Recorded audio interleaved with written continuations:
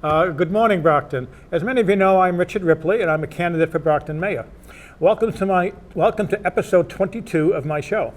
Today's show will be another in a series about the elections in our city.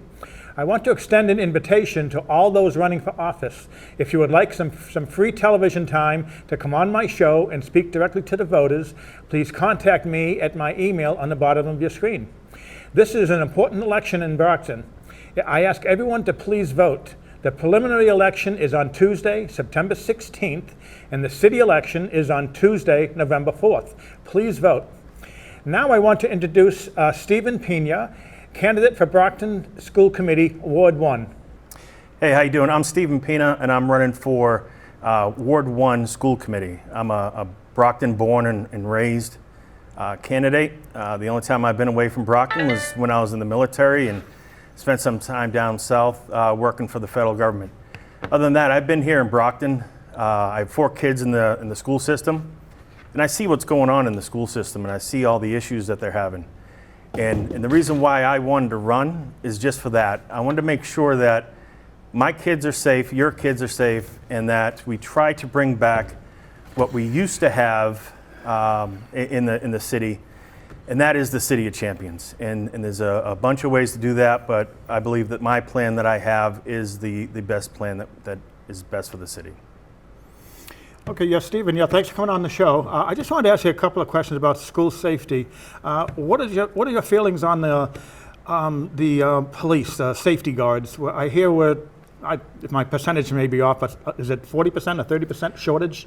How are they reallocating? Are they putting more emphasis on the middle schools, the high schools, the elementary schools, how is that going to affect the safety? My understanding right now is, from what I've learned and who I've talked to, the current superintendent wants nothing to do with having a police department inside of the school. We are one of the only ones left in the state that has its own police department inside of the school. But I believe that's important. I believe it's important to have the police department in there that is not your regular police department. Mm-hmm. These guys are trained separately, differently on how to deal with adolescents, how to deal with issues, and how to resolve issues a lot differently than what your regular beat cop is. Mm-hmm. Right now, they're at 9, I believe, and they should be at somewhere around 15. Is that citywide or just high school? So that is citywide. I have a plan to make sure that we get up to 22. And 9, it doesn't sound like much. It doesn't sound like a lot, right? You must need 5 at the high school. And they only work during school time. They don't have any overnight. It's all 2 shifts, I believe. There's not enough to go through. And so what I'm proposing is that we're looking at different avenues on how to get grants, how to increase. Not only that, but right now the hiring process, I believe there's 2 or 3 in the pipeline, and it's taken way too long. I was in federal government. I was in government, and I know the budget has money set aside for this. So it's just a matter of hiring them. It's just the process that they're going through. I've been on national committees to hire faster because I was always one of the leaders in the government that hired very quickly. Mm-hmm. And there's ways to do it, especially and just making sure that you're getting all your I's dotted and your T's crossed, especially when you're dealing with law enforcement. But there's ways to do it, and I think the city needs to do that to make sure that before the school year starts, that they have the people in place. When does school start? I don't know the exact date. Is it end of August? It's the beginning of. It's right after Labor Day, so it's September 1st. Labor Day. Okay. Yeah. Okay, next I wanted to ask you about this issue with the BAT buses. Yeah. Now I want to first say I used to live at Kennedy Drive across from the North Middle School now. When I went there in the 60s, it was junior high. But anyway, it's a middle school now, North Middle School. And my window in my apartment, I don't live there anymore, I've since moved, but I could see the buses as they arrive. And I'm not exaggerating, I would see every day between 50, 60, and 70 school kids for the junior high, and some for the elementary school down the road, getting on and off those buses. And I don't think many parents realize how many of their kids are actually on those buses. And as you know, there's a dangerous ongoing threat on the buses. I've addressed it with the city and the city council and the school committee. I've sent them all the documents, and they're of the opinion that it is not their problem that the kids are being endangered. No one's been actually injured, but the threat and the endangerment is there. And there was one video, it happened about a year and a half ago. I sent it to the mayor, the city council, the school committee, and everybody that needed to know. And it was about a kid. He got on the bus near West Junior High School. He was, you been on a bus? Yeah, of course. Okay, yeah. now there's you have the fare box and the front doors. Yep. The kid got on the bus, the young kid, he probably 13 or something, and as soon as he got on the bus, the bus driver hit the gas and moved that bus. That kid got stuck standing between the fare box and the front doors, facing the windshield with his knapsack, trying to fish for his money to pay his fare. And that went on for maybe about 7 or 8 blocks down West Elm Street, heading towards downtown. Right. And you could see on the camera his body shaking, and then when he turned, you could see the scared look on his face. And the driver is hitting the gas, slowing down, and the kid's scared. Right. And finally he found his money, and he finally paid it, and he went and sat down. But if the problem with that is, first of all, it's illegal to move that bus while anyone's forward of that standee yellow line, and second of all, if a dog or a cat or a kid on a bike suddenly cut in front of that bus, and that bus driver had to slam on those brakes, that kid, I'm not exaggerating, that kid would have went right into the windshield of that bus. And that is on videotape. The BAT company has the tape. I've asked the city, I've sent it to the mayor and the city councilors. I said, please ask BAT to set up a private viewing for you, the elected representatives, because you can be trusted, because they can't release the tape to the general public because there's confidential information and pictures of people's faces. But set up a time so you can view it and see with your own eyes what the threat that young kid faced. And that's the threat that is on the buses. And what I wanted to ask you is, how do you feel about that? Does the mayor or the city or the school superintendent, who has, or do they have any responsibility to act with an abundance of caution and just alert and warn the parents so they know about what's going on and they can speak to their kids? How do you feel about that? I think they should, but the mayor says no. Yeah, so let me start just by saying this. Look, I grew up on the east side, right around the Ashfield School area, which is the northeast side. I had friends that lived in the village, the Lithuanian village. And then when I started high school, playing football, we had friends that were all around the city. So during the weekends or when we wanted to go hang out, our parents weren't always around, so we had to take the bus, right? Especially during the summertime. That was where we would take the bus and we'd go all the way up to the Westgate Mall when it was cool to walk around it as kids. But let me just say this. It's something that I grew up doing, and I thought my kids would be able to grow up doing. Not anymore. So I had one of my kids go to take the bus because I saw that a lot of these high school kids are taking the bus after school to get home because they don't have buses. Right. And then, this is even before, for kids, it's always been. And so I reached out to a few friends of mine, a few people in the police department, and I asked them, so what's really going on? Is it safe for my kids to get on the bus?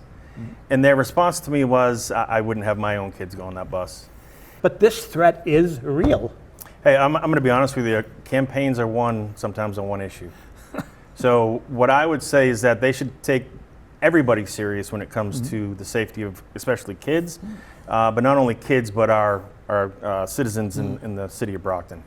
To actually answer your question that you asked before, whose responsibility is it? Yeah, is it the mayor? I'm going to tell you, I think it's everybody's responsibility. I think it's the parents. I think it's the mayor. I think it's all the citizens, the police, the fire, everybody. Yeah, but the parents will not know unless some city official tells them. So what I would say is that I believe his name is Mr. Lambert, who's over Michael Lambert, he's executive director. Yeah, who's over BAT. I think they should be having town halls. I think they should be having community meetings. I've asked that. I can share the emails, but they ignore me. I think that this is an issue where, and now they just extended this free BAT bus another year. Look, the students were getting on the BAT bus for free anyway, right? Now you're having the transients and the vagrants now just taking the bus, especially the hot weather, they get as a cooling area, right? And so when you get on the bus, not only is it unsafe, I'll be honest, I just walked inside and there was a guy yelling at me in the parking lot.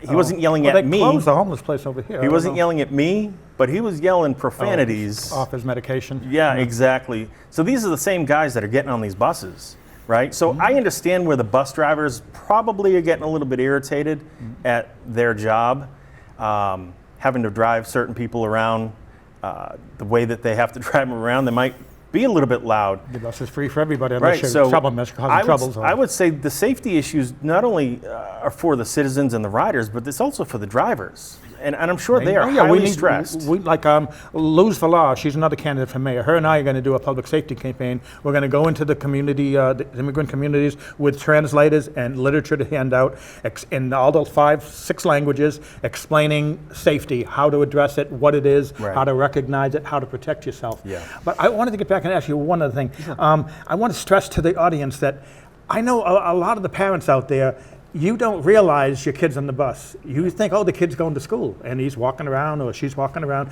You don't, and I don't think you realize how many of your kids are actually on these buses. Because I've seen it with my own eyes. In high school too. I go to on the west side sometimes and I see all the kids after school, all on and off those buses and during school breaks. So whether you realize it or not, your kids are on those buses.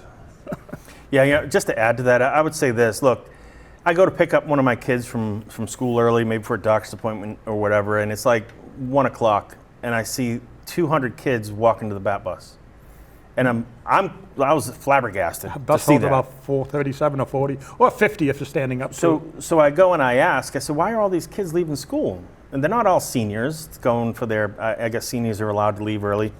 But it's because a lot of these kids that take that bus, there's a few buses that go through there, right there on at the entrance to the high school. But it's because if they don't leave school early, the 3 comes right down there. to downtown. they miss that bus and they have to wait another half hour. So these kids are leaving school early, missing their last class because They just walk out of school? Yeah, because the BAT bus runs on their schedule, the school runs on their schedule. There's no communication. I think it's a detriment to the kids. I believe in public transportation. Oh, we definitely Believe in no it, and I question think that it we should need just it, but be it needs to be safe. safe Exactly. for everybody, the drivers and the passengers. Yeah. But do you think it should be the school superintendent address it, or the police chief, or the city council, or who should address it with the parents? Yeah. I'm assuming the school superintendent. I would say so. The school superintendent Well, the works school for committee, the yeah. school committee. That responsibility should fall on the school committee, and I think the school committee should have a little bit more of a say in making sure that they get those meetings public and out in the open, so that either they come on here, they come on the Brockton cable, and they have conversations. I think that's the way. You got to look at the way. How does it get to the most people? Are they going live on Facebook? Are they doing like everything that they possibly can to do this? And I think that's just something that they need to do. But it comes from everybody, like I said. Okay. City council and the mayor have to step up and say something. Now, quickly, I'm going to tell you one more question. I want to give you your 15 minutes. I have sent emails to all the principals in the 4 middle schools and the high school, and they've ignored me on this issue. They just completely ignored me. Then I want to ask you one more question, then you'll have 15 minutes to talk. I want to ask you about, there's a lot of controversy about school lunches. Like I guess the contract wasn't put out to bid and there's some problem. And how is the food?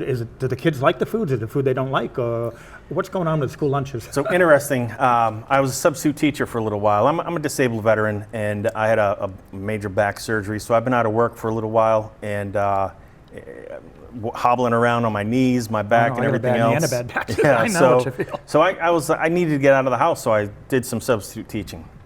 During that time of substitute teaching, it was just easier for me to go get the school lunch instead of bringing my own. And the teachers have to pay a certain amount for it, whatever it is, right? But it's free for kids. Of course, right. I wouldn't pay for that again. It's not food that I would eat. Obviously, I needed the salad, so I was just eating the salads at that point. Is it like pizza and burgers? But yeah. When I was there, we had Subway, we had like different vendors in there. It was just a little bit better. I think that with the situation that I know you're referring to, where there was a no bid contract that was put supposed to go out out to bid. They never put it out to bid. Right, and so there are some avenues inside of government where you're able to do no bid. I don't know enough about whether it met those qualifications for the no bid, but in a time where the city is underwater with their budget, They're losing millions more, I heard from the probably governor. should have looked at what the best option was, and then maybe even, put together a small group of people to include parents to see what this lunch was all about. Because, you should be getting the most nutritious lunch that you possibly can. I will say that they do have fruit out there so kids can walk by and have fruit and take it to class with them. But I think that there's a little bit more to that I think they can Now, add. is it fully funded? There's no budget shortages for the food for the kids, to feed the kids? Right, so that's a federal side, and the Trump administration just released all of the funds for Title I through V. All of that, plus the education stuff, is all fully funded. What is all the millions I've heard were missing in the budget for? Yeah, so Sorry for my there's phone. obviously a lot of shortfalls, and the shortfalls are coming in with the special education. Brockton is inundated with the need for special education. That might be Good percentage of the kids, I know. Yeah, and that might be because of there's been a higher increase in diagnoses for ADHD and ADD. So what ends up happening is those individuals automatically come in on a IEP, and they need to have special education. Required by law. Required by law. Okay. So those unfunded mandates then have to become funded. So we get a lot of money from the state, and we get a lot of money from the federal government on that.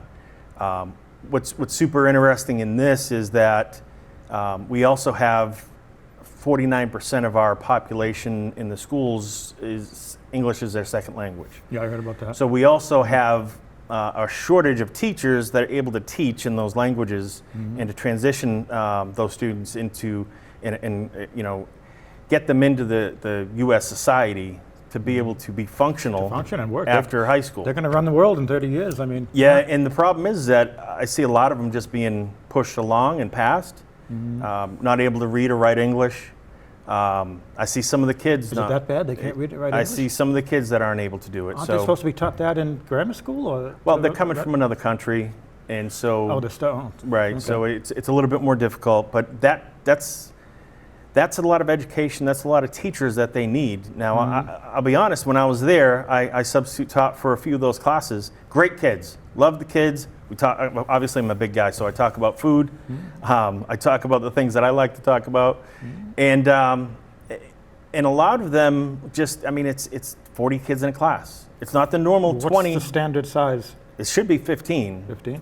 And they got 40? Yeah, and it should be 13 to 15 kids per teacher. But right now, because they just don't have the teachers to teach in those areas, you're looking at 40 kids a class, and it's a little bit chaotic. All right, you got, let's see, it's 18. You got 21 minutes to talk to the voters and say whatever you'd like to. I won't need all that time. If you want to ask me any more questions after, you're more I'll than come up welcome. with more as you talk. Sure, You talk sure. about your 12-point plan. And Yeah, so I have a plan, and it starts with safety first, and we need to make sure that we have the right amount of safety officers in the schools, the teachers feel safe, and that we bring discipline back to the classroom. Right now, a lot of the principals are hamstrung with what's going on, not being able to suspend kids, not being able to discipline kids as they might need to. And I think that's a larger issue, and that's an issue that I would work with our local representatives in the state Congress to try to combat. Now, we can't just obviously do anything, just get rid of those kids. Those kids have to be taught. And so what I want to do, another pillar, is that I think that we should start to look at possibly creating a new high school separate from Brockton High School. And that high school would be one that would compete with Southeastern. I'm sorry, No, go ahead. don't most cities of Brockton size have 2 high schools? Yeah, so that's always been one of the issues. So we didn't have the land. We don't have the land to build another high school.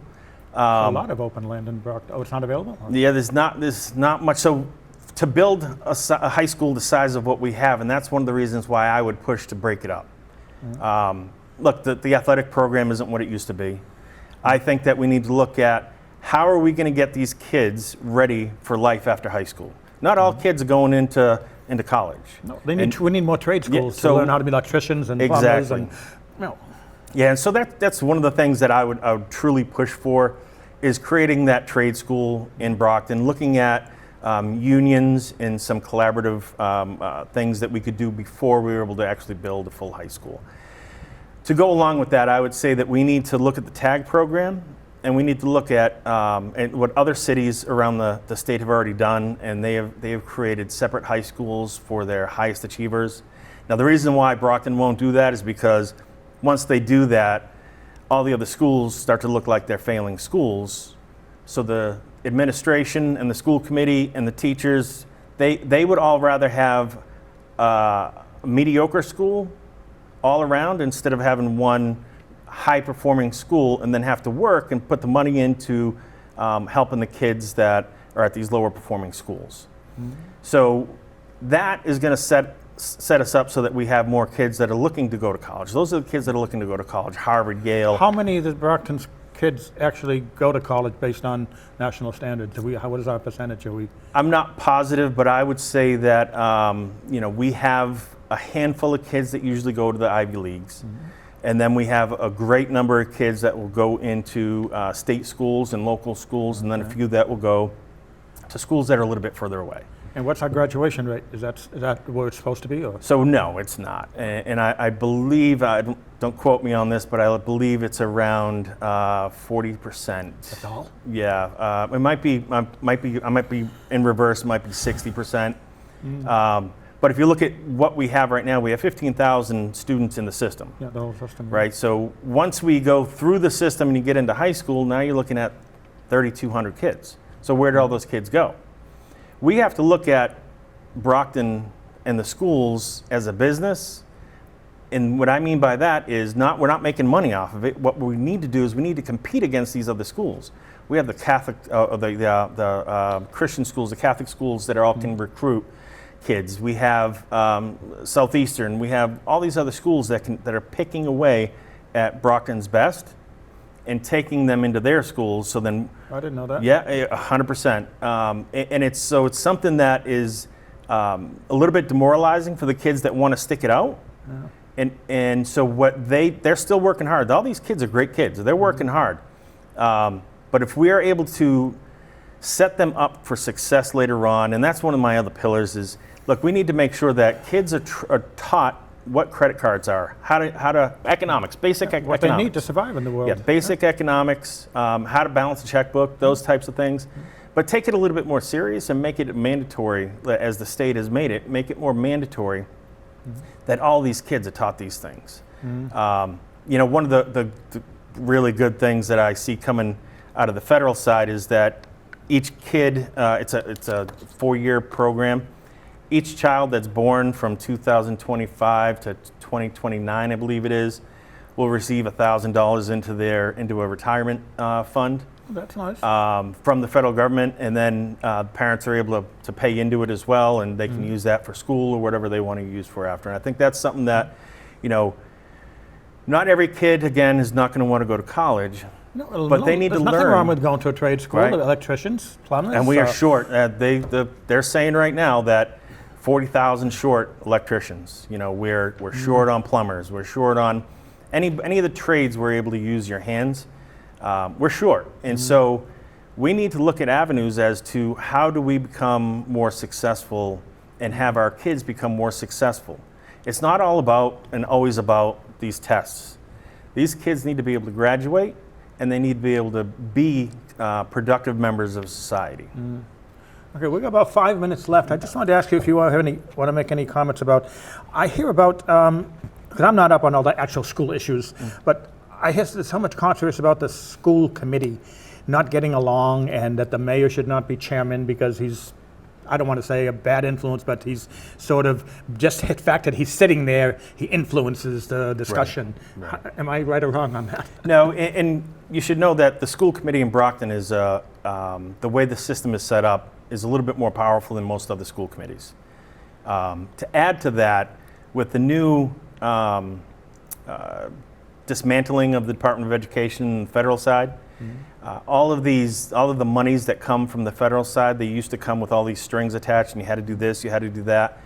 Now it's going to be up to the state and then down to the school committees as to what that money is spent on. Well, that's good. So it's now going to be a block grant coming down, and that gives even more power to our school committee.